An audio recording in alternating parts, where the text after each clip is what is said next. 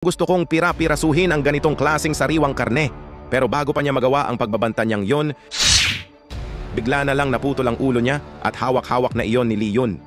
Halos hindi pa namamalaya ng lalaki na wala na siyang ulo sa katawan.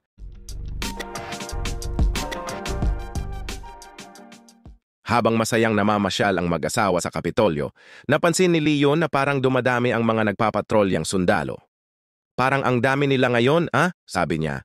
Sumagot naman si Isabel, "Siyempre kasi may mga nakatakas na kriminal na nagkakalat ng gulo sa loob ng Kapitolyo. Natural lang na higpitan ng seguridad para protektahan ang mga tao." Ngumiti si Leon. "Wala kang dapat ikabahala. Tatapusin ko silang lahat sa lalong madaling panahon." Napatawa si Isabel. "Hay nako Leon, ang yabang mo na naman." Ngumiti lang ulit si Leon at sinabing, natural lang naman yon." Pero sa gitna ng kanilang asaran, bigla nilang napansin ang mga sundalong nagtatakbuhan at isa pa sa kanila ang sumisigaw, "May bago na namang kaso ng pagpatay sa West Market." Biglang naging seryoso si Leon. "West Market? Malapit lang yan sa bahay natin." Wala nang sabi-sabi, sinundan nila ang mga sundalo. Pagdating nila sa crime scene, narinig nila ang mga tao na pinag-uusapan ang nangyari. "Sobrang brutal ng pumatay, pinatay ang buong pamilya ng biktima." May isang nagkomento pa, "Parang araw-araw na lang bumababa ang kapayapaan dito sa Kapitolyo." Napaisip si Leon. "Parang kilala ko tong bahay na to, kay Wang Dabing to, yung nagtitinda ng karne. Lagi pa nga niya akong dinadagdagan ng paninda. Mabait siyang tao." Kasunod nito ay napansin ni Isabel na seryoso na masyado ang asawa niya kaya agad niya itong binalaan. "Huwag ka nang makisawsaw sa problemang di ka naman kasali, Leon. Masyadong delikado yan. Hayaan mo na ang Six Doors at ang Empress ang humawak niyan." Pinakalma naman siya ni Leon. "Relax ka lang. Wala akong balak makisawsaw." Pero habang sinasabi niya iyon, bigla na lang may tumamang bato sa likod ng ulo niya. "Aray!" Lumingon siya, galit na galit. "Sino na naman tong istorbo? Hindi lang masakit, sinisira niyo pa ang lambingan namin."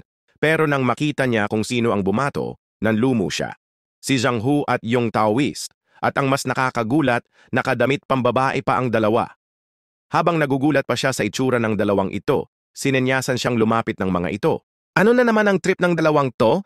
Parang nagko-cosplay, low-budget version," bulong niya sa sarili. Maya-maya lang, nasa isang tagong lugar na silang tatlo. Doon sinabi ng Taoist, "Buong araw ka na naming hinahanap, sa wakas, nahanap ka rin namin." Tumaas ang kilay ni Leon. "Bakit kayo tumakas?" Sumagot si Zhang Hu, "Nang na-raid ang Wang family sa templong pinagtataguan namin. Nagkahiwa-hiwalay ang mga kriminal pero ang layunin nila ay malinaw, ang maghasik ng gulo sa Kapitolyo. Ginamit din namin ang pagkakataong ito para hanapin ka." Seryoso ang mukha ng Taoist nang tanungin si Leon, "Sigurado ka bang wala kang espesyal na kaugnayan sa bagong Empress? Kasi ikaw lang ang sinabihan namin ng hideout pero natuntun agad ng mga tauhan niya." Napangiwi si Leon. "Ano? Kalokohan yan! Hindi ako makikipagsabwatan sa Empress na yan. At isa pa, hindi rin siya kasing ganda ng asawa ko, kaya wala akong interes." Napaisip si Zhang Hu. Laganap na sa buong Kapitolyo ang mga nakatakas na kriminal. Hindi kakayanin ng Imperial Court na pigilan silang lahat ng ganun kadali. Ngumiti si Leon. "Tamang-tama. Kailangan ko ng turuan ng leksyon ang mga yan. May plano ako para mahuli silang lahat ng isang bagsakan lang, pero kakailanganin ko ang tulong nyo." Nagkatinginan sina Zhang Hu at ang Taoist. Sabay nilang tinanong, "Ano bang plano mo?" Samantala, sa kabilang bahagi ng Kapitolyo, isang grupo ng mga kriminal ang inatake ang mga nagpapatrolyang miyembro ng Six Doors. Isa sa kanila ang nagsalita, "Walang kwenta ang Six Doors. Hanggat wala si Shen, wala tayong dapat ikatakot sa kanila." Nagyabang pa nga siya, "Kung talagang matatapang kayo, sige, kahit ipadala nyo pa sa akin ang leader ng mga rebelde, tatapusin ko siya." Habang lilipat na sila sa bagong lokasyon para sa susunod nilang gagawing krimen, bigla nilang narinig ang isang grupo na kararating lang, sabay tanong, "Sino kayo?" Nagulat ang grupo at isa sa kanila ang bumulong, "Sa dami nila, baka ito na nga ang grupo ni Shen." Dahil sa kanyang kayabangan, parang tinawag niya nga talaga si Shen. Pinatatahimik naman siya ng kasama niya, "Tigil-tigilan mo yan, baka magkatotoo pa yung sinasabi mo." Pero kalaunan, napagtanto nilang hindi sila kalaban, kasama pala nila ang mga ito. Nakilala nila si Zhang Hu na siyang namumuno sa grupong ito. Kaya tinanong niya si Zhang Hu, "Anong plano nyo? Bakit kayo nagtitipon?" Tumawa lang si Zhang Hu. "Nagutos ang boss, magtitipon tayo dahil may malaking kaguluhan tayong gagawin." Natuwa ang kriminal. Sasama ako dyan. Sa isip-isip niya, sa ganito karaming malalakas na kriminal, kahit ang buong militar pa ang makaharap nila, kaya nilang lumaban. Habang nag-iisip siya, biglang may nagsalita mula sa bubong. Isama niyo rin ako sa plano niyo, idinagdag pa niya. Gusto kong makita kung anong malakihang kaguluhan ang pinaplano niyo. Hindi niyo siguro balak wasakin ang pugad ng Empress, di ba? Kasunod nito ay lumipat ang eksena sa dati nilang hideout. Isang kriminal ang nagtanong, hindi ba ito yung dating mansion ng Huang family? Bakit nandito tayo ulit? Wala namang nakatira rito. May makikita ba tayong masaya dito? Sumagot si Zhang Hu, hintay lang. Sabay ngisi ng nakakatakot. Isang biyahe papuntang impyerno to. Isang beses mo lang to mararanasan sa buong buhay mo. Bigla namang lumabas si Leon. Mukhang pagod na pagod kayo, ha? Sa kabilang banda nagulat si Jade-Face Raksha, pamilyar ang boses na yon. Saan ko na nga ba narinig ito? Habang iniisip niya ito, muling nagsalita si Leon. Tapos na ang panahon niyo ng pagpatay sa inosenteng tao at paggawa ng kasamaan. Narito ako para siguruhing tapos na ang lahat para sa inyo. Pagkasabi niya nito, biglang naglakad palayo ang dalawa niyang kasabwat. Bahala ka na dyan, aalis na muna kami. Habang takot na takot si Jade-Face Raksha sa muling pagkikita nila ni Leon, may isa namang kriminal na nagyabang. Sino tong mokong na to? Gusto mo bang mamatay? Alam mo ba kung sino kami? Kahit sino sa amin kaya kang durugin. Pinagmalaki pa niya. Halimbawa, ang taong to, dating general manager ng Six Doors, si Jade-Face Luosha, kaya niyang lumaban sa isang buong hukbo mag-isa. Isa siya sa 4 na masters ng Six Doors. Pero bago pa niya matapos ang sinasabi niya, biglang tumakbo palayo yung taong ipinagmamalaki niya. Wala akong kinalaman dito. Dumadaan lang ako. Kayo na lang. Magsaya kayo. Huwag niyo akong idamay. Napanganga ang mga kriminal na naiwan. At siya pa ang tinatawag na Jade-Face Raksha? Pero biglang naging duwag nang makita lang itong bata na to? Isa sa inyo puntahan siya at tapusin na yan. Pero bago pa sila makagalaw, may isang dambuhalang lalaki na nagpresenta. Akin na yan. Mukhang makinis ang balat at malambot ang laman. Gustong-gusto kong pira-pirasuhin ang ganitong klasing sariwang karne. Pero bago pa niya magawa ang pagbabanta niyang yon, bigla na lang naputol ang ulo niya at hawak-hawak na iyon ni Leon. Halos hindi pa namamalaya ng lalaki na wala na siyang ulo sa katawan. Sa kabilang banda, ang mga kasamahan niyang kriminal ay halos lumuwa ang mata sa pagkagulat. Isa sa pinakamalakas sa kanila, sa isang iglap lang, wala na. Muling nagsalita si Leon. Alam niyo ba, kahit paano niyo subukang hanapin ang kamatayan, libo-libong paraan ang pwedeng mangyari. Pero bakit sa lahat ng yon, pinili niyong takutin ang asawa ko? At iyon mismo ang dahilan kung bakit kayo mamamatay ngayon. Lumipat ang eksena kay Shen at sa kanyang mga tauhan na kasalukuyang nagsusuri sa mga bangkay ng mga kriminal na pinaslang ni Leon kanina. Habang tinitingnan ang mga ito, napatanong siya sa sarili, anong nangyayari dito? Hindi naman kasing hina ng itsura nila ang mga kriminal na to, pero napatay sila sa isang iglap lang. Parang pinutol lang silang parang mga damo. Pero kalaunan napagtanto niya. Ang istilong to, sigurado akong galing to sa leader ng Rebel Army. Ginalit ba nila siya? Pero teka, may ilan sa kanila na parte rin ng Rebel Army. Habang iniisip niya kung ano ang tunay na nangyari, isa sa kanyang mga tauhan ang nagulat. Head count complete. 3 lang sa kanila ang nawawala. Si Ge Chenglei, yung may malaking bigote na si Zhang Hu, at yung Taoist. Pagkarinig nito, sinabi ni Shen, mukhang pumunta siya rito para sagipin ang mga tauhan niya. Pero sa lahat ng pwede niyang pakawalan, yung pinaka-troublemaker pa ang pinili niya. Bilisan niyo at hanapin si Ge Chenglei. Yung dalawa, pabayaan na lang sila. Kasunod nito napangiti si Shen at naisip, hindi lang pala sinagip niya ang mga tauhan niya. Ginagamit pa niya tong insidente para magkautang na loob ang Empress sa kanya. Managinip ka ng gising. Sasabihin ko na lang sa Six Doors na hayaan ang mga yon.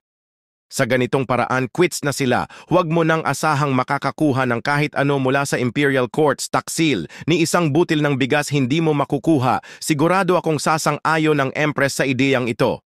Samantala, sa bahay ni Leon, makikitang kumakain siya ng biscuit. Ang sarap nito. Tamang-tama ang tamis at may konting asim.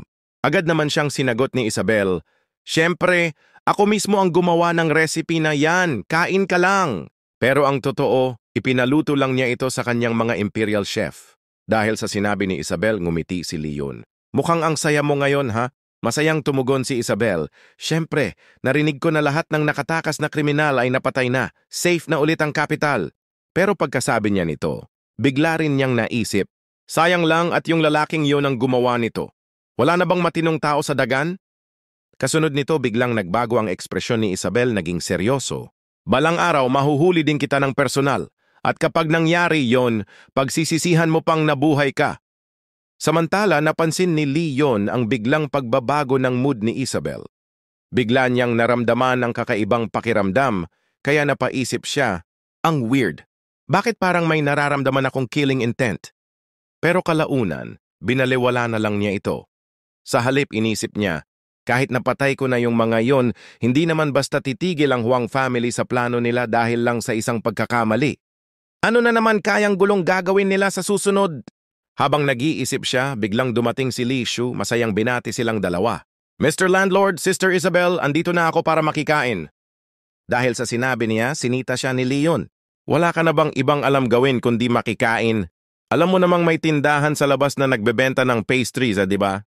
Pero habang patuloy na isinusubo ang mga biskwit, sumagot si Li Shu.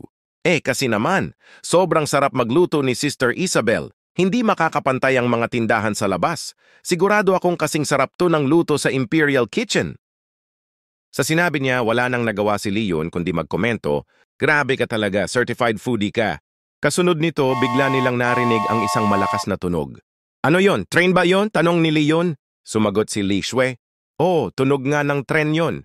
Pero ang weird, ang tren lang naman na gumagawa ng ganyang kalakas na tunog ay kapag nasa full speed. Malapit na itong dumating sa dagan kaya hindi na dapat bumibilis pa. Siguro test run lang yon kaya hindi na dapat ulit gagawa pa yon ng ingay. Sabay tawa siya, haha, hindi naman siguro babangga yon sa kapital, di ba? Sa kabilang banda, ang tren na naririnig nila ay mabilis na tumatakbo papunta sa Kapitolyo.